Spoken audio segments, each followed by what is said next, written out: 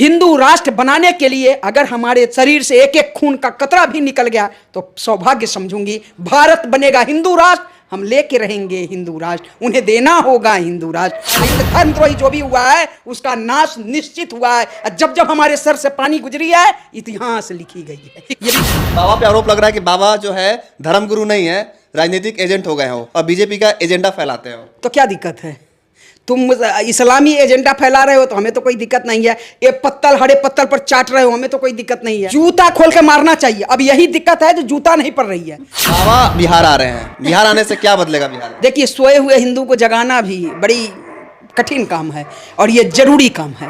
मैं आपको बता देती हूँ जो हिंदू राष्ट्र क्यों जरूरी है कि जिन्होंने यहाँ पे घास की रोटी खाई, छत्रपति शिवाजी ने जिनसे लड़ी लड़ाई, रानी पद्मावती ने खुद को जलाई, अरे झांसी की रानी खुद को मिटाई, उस त्याग को न भूलाना भैया, उस त्याग को न भूलाना, हिंदू राष्ट्र बनाना भैया, हिंदू राष्ट्र बनाना। बागेश्वर बाबा यानी कि धीरेन्द्र कृष्ण शास्त्री जब से बिहार आने का ऐलान किए हैं तब से उनको लेकर बिहार में कंट्रोवर्सी चल रहा है।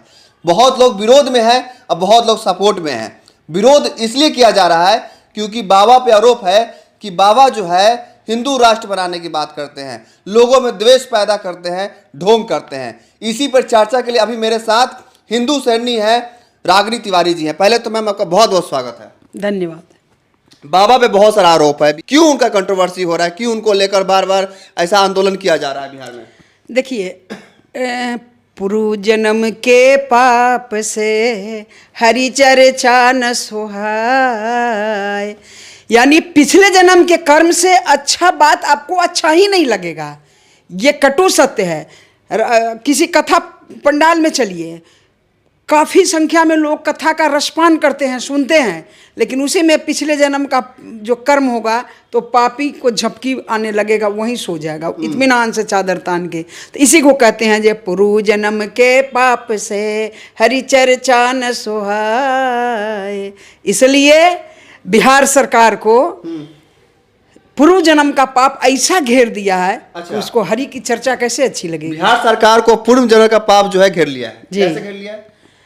देखिए, रामायण में बाबा तुलसी लिखे हैं, जब बड़े अधिकार दक्ष जब पावा, अति अभिमाने हृदय तब आवा, अशकुल जग में जन माना ही, प्रभुता पाए जाके मद नाही, सीताराम जय सीताराम।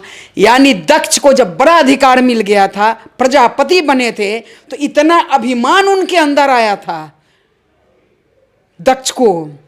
कोई भी व्यक्ति को अगर अचानक बड़ा जगह आप दे दीजिए, तो किसी कुल का व्यक्ति हो, तो प्रभुता को पदता में पहले, चूंकि सतयुग त्रेता में प्रभुता यानी जो बहुत बड़े होते थे उन उनके प्रभुता मिलती थी, ईश्वर उनको दर्शन देते थे, ईश्वर से उनका ये था।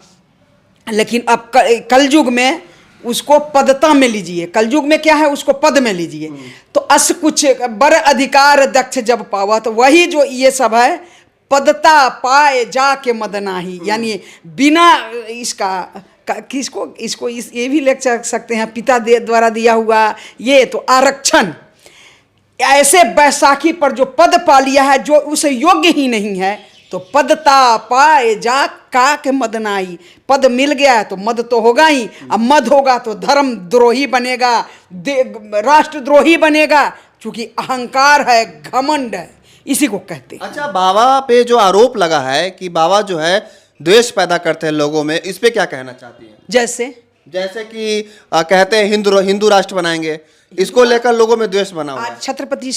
आज महाराणा प्रताप जयंती भी है, तो मैं आपको बता देती हूँ जो हिंदू राष्ट्र क्यों जरूरी है कि जिन्होंने यहाँ पे घास की रोटी खाई, छत्रपति शिवाजी ने जिनसे लड़ी लड़ाई, रानी पद्मावती ने खुद को जलाई, अरे झांसी की रानी खुद को मिटाई, उस त्याग को न भूलाना भैया, उस त्याग को न भूलाना, हिंदू राष्ट्र बनाना भैया, हिंदू राष्ट्र बनाना। अगर हिंदू राष्ट्र नहीं बनेगी तो जो गति पृथ्वीराज चौहान की पत्नी का क्या अपराध था उनका, इसीलिए जो इन्होंने हिंदुओं की लड़ाई लड़ी, आज चिश्ती के दरगाह पर जाते हैं तो कितना आत्मा रोता होगा पृथ्वीराज चौहान का, ये किस कायरों के लिए हमने बलिदान दिया था। आज उनके पत्नी संयोगता का कितना पीरा, पत्नी और बेटी का कितना दिल दुखता होगा कि किसके लिए हमारे पति, हमारे पिता ने लड़ाई लड़ी थी। आज चिश्ती दरगाह पर न जाना भैया, उस दरगाह पर न जाना। लेकिन हिंदू राष्ट्र बनाने के लिए अगर हमारे शरीर से एक एक खून का कतरा भी निकल गया तो सौभाग्य समझूंगी। भारत बनेगा हिंदू राष्ट्र, हम लेके रहेंगे हिंदू राष्ट्र, उन्हें देना होगा हिंदू राष्ट्र। हम लोग अभियान चलाए हैं आदरणीय बड़े भाई सुरेश चौहान के नेतृत्व में, और ये हिंदू राष्ट्र की मांग जारी रहेगी, ये शपथ ग्रहण जारी रहेगी। बाबा बिहार आ रहे हैं, बिहार आने से क्या बदलेगा बिहार में? देखिए, सोए हुए हिंदू को जगाना भी बड़ी कठिन काम है और ये जरूरी काम है। तो अगर बाबा बिहार, हम ये नहीं हम तो गिलहरी के रूप में भी काम कर रहे हैं।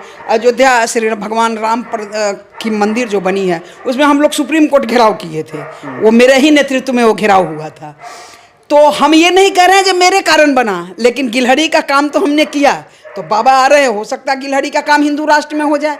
और मैं आपके चैनल के माध्यम से नीतीश कुमार और क्या तेजस्वी को ये कर रही हूँ जी, भय जग विदित दक्ष गति सोई, जासे शंभु विमुख कछु होई, यह इतिहास सकल जग जाना, ताते मैं संक्षेप बखाना।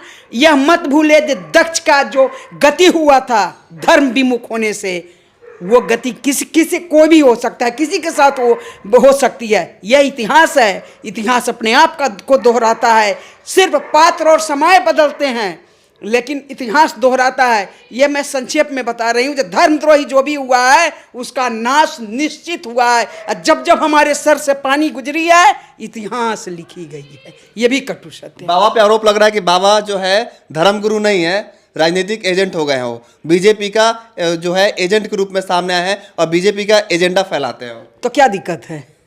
तुम इस्लामी एजेंडा फैला रहे हो तो हमें तो कोई दिक्कत नहीं है। ये पत्तल हरे पत्तल पर चाट रहे हो, हमें तो कोई दिक्कत नहीं है। क्या दिक्कत है? तुम अपना काम करो, वो अपना काम कर रहे हैं। बाबा को तो हिंदूवादी बात करनी चाहिए, जैसे वो हिंदू की बात करते हैं, सनातनी बात करते हैं, वो बात करना चाहिए। बीजेपी कहाँ से आ गई? लेकिन जम्मा मस्जिद से चुनाव का ऐलान हो सकता है। वो इस्लामिक मौलवी नहीं है, हम धर्मगुरु तो नहीं कह सकते कि धर्म एक ही है, लेकिन जब बुखारी वहाँ से फतवा जारी कर सकते हैं। जूता खोल के मारना चाहिए। अब यही दिक्कत है जो जूता नहीं पड़ रही है।